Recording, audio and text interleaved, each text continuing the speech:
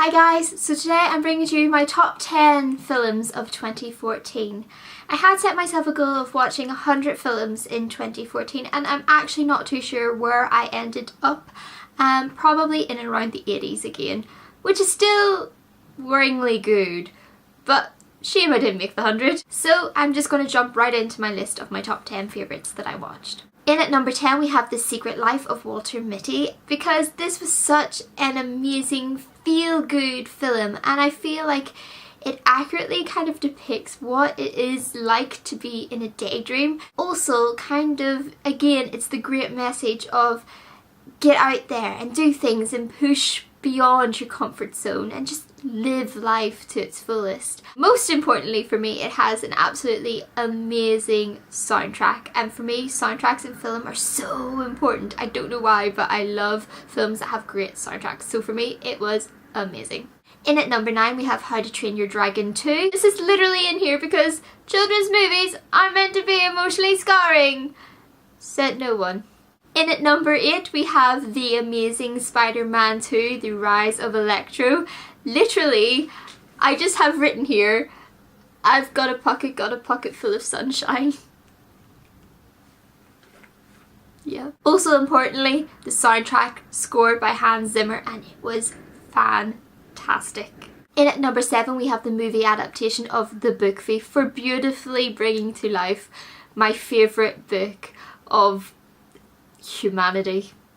A story just of humanity and how it can be beautiful and horrible all at the same time. I was so scared that it wasn't going to be done right that once I got there and saw it for myself, it was kind of a sigh of relief that it was all okay, and still punched me in the gut. Interestingly, at number 6 we have Rear Window by Alfred Hitchcock. This was my first Hitchcock film and we watched it as part of my movie studies module and it was absolutely fantastic.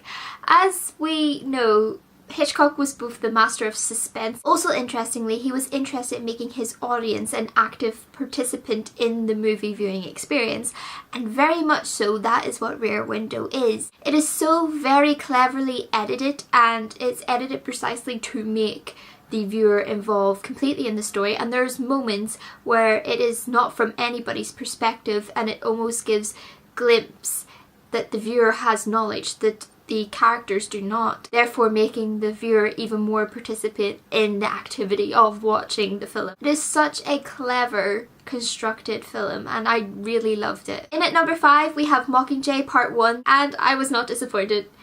It was better than the book. It was the Katniss the way Katniss should have been. In at number 4 we have The Grand Budapest Hotel by Wes Anderson, and narratively I cannot begin to describe this film, but it's fantastic. It truly is a visual spectacle, typical of Wes Anderson's sign. It uses all the elements of glorious mise-en-scène and symmetry, as with all Wes Anderson's films, and it's just beautiful. So go watch it. It's unique, but amazing. In at number 3 we have The Guardians of the Galaxy. I mean, we have action, humour, emotions, a fantastic soundtrack, and Groot. What more could we have asked for? It was amazing. In at number 2, probably also surprising, we have Modern Times by Charlie Chaplin. This also was a part of watching for my film studies module, but oh my gosh, it made me discover my love for Charlie Chaplin. It is such a brilliant film, and narratively it has this undertone of talking about the social conditions of the time, just following the Great Depression, and how there was the concerns of machine versus man. It really excellently depicts, especially in that one iconic moment, how this overstressed worker becomes literally a part of the industry machine.